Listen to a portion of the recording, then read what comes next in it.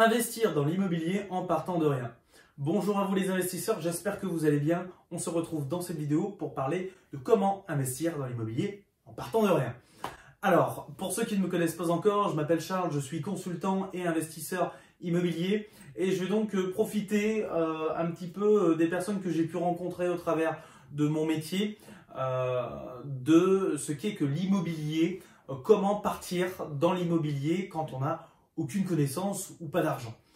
D'ailleurs, venons sur le premier problème. Le problème n'est pas d'investir dans l'immobilier sans argent. Le problème, c'est d'investir dans l'immobilier sans aucune culture financière.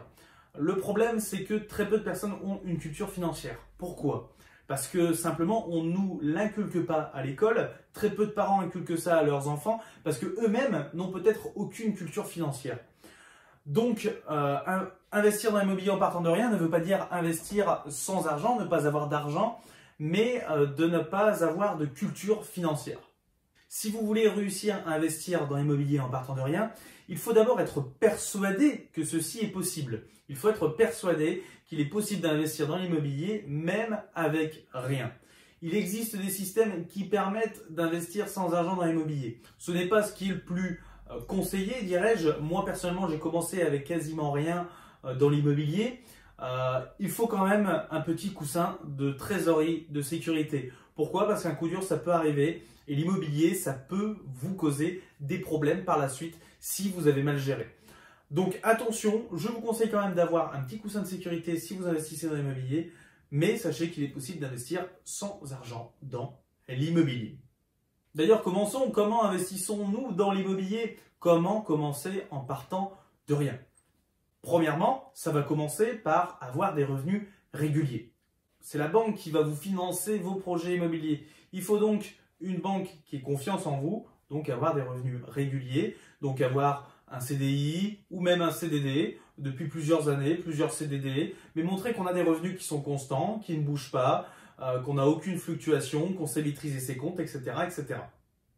Deuxièmement, pour pouvoir investir, il va falloir connaître sa capacité d'emprunt. Donc, vous allez voir votre banque avec vos différents contrats, donc par exemple vos crédits qui sont en cours. Vous allez voir la banque avec vos différentes fiches de salaire. Vous allez montrer tout ça à votre banquier et celui-ci donc vous fera une simulation pour pouvoir estimer votre capacité d'emprunt.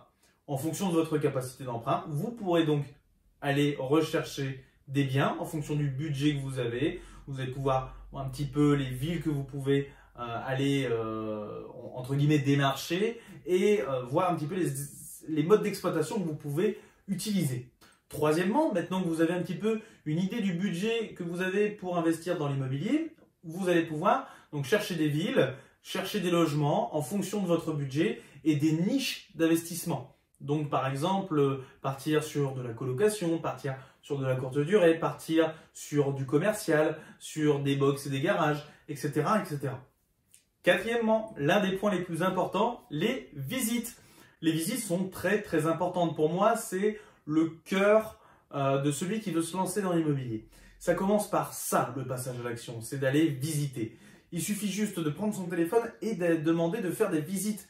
Vous vous entraînez, vous passez à l'action, vous passez dans le concret. Vous ne passez plus du côté théorique, vous êtes vraiment dans le pratique.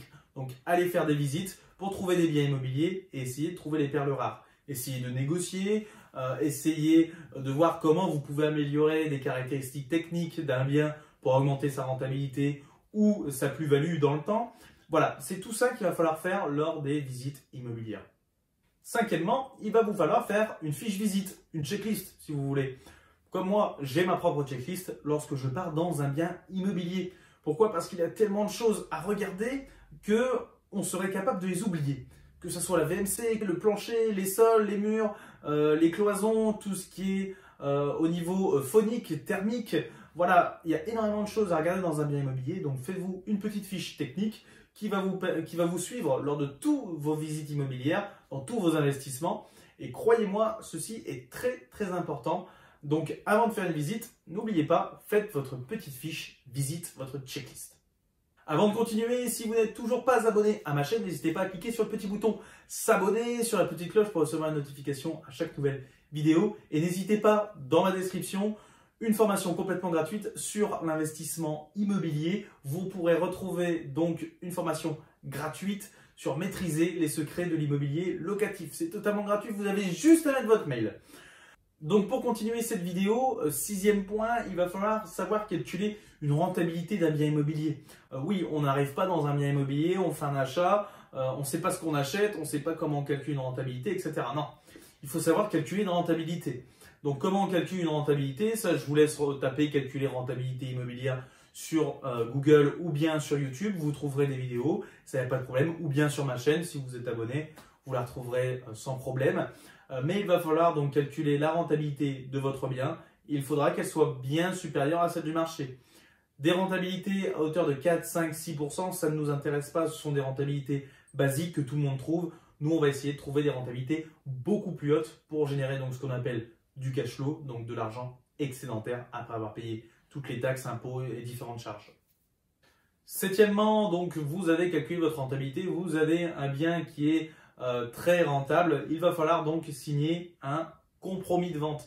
Vous allez donc signer, vous l'acheteur et le vendeur, un compromis de vente donc qui va statuer sur tous les droits et obligations des deux parties, sur la recherche de financement, etc. etc.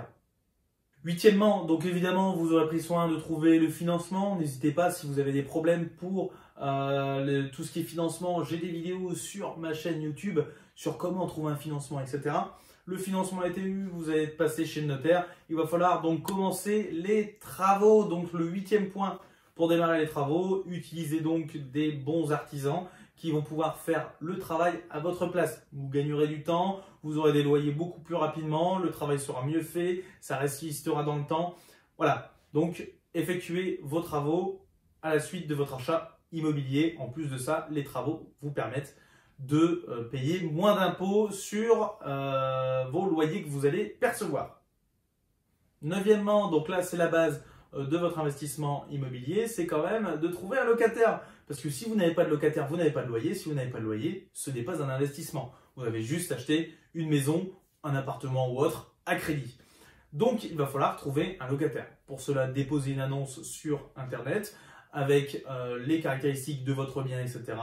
Mettez votre bien au prix du marché avec des photos qui sont faites par des professionnels si possible. Ensuite, 10e, vous allez devoir donc rédiger un contrat de location, donc en fonction de ce que vous louez, donc que ça soit en nu, en meublé ou autre. Vous allez rédiger un contrat de location. Les deux parties donc signeront un contrat ensemble. Si l'une des deux parties ne respecte pas l'une des clauses résolutoires du contrat, celle-ci devra donc quitter les lieux, comme le dit le contrat stipulé. Donc au final, investir en partant de rien, c'est tout à fait possible. Ce qu'il faut juste, c'est avoir de la connaissance, savoir comment investir. Comme vous le voyez dans cette vidéo qui était assez brève, je vous ai expliqué comment fonctionne un investissement immobilier. Vous voyez que c'est tout à fait possible, que c'est très très simple. Et en fait, il est possible d'investir dans l'immobilier en partant de rien. Il suffit juste d'avoir ces connaissances liées à l'investissement immobilier. Je le répète, investir dans l'immobilier sans argent, je déconseille. C'est possible, je déconseille.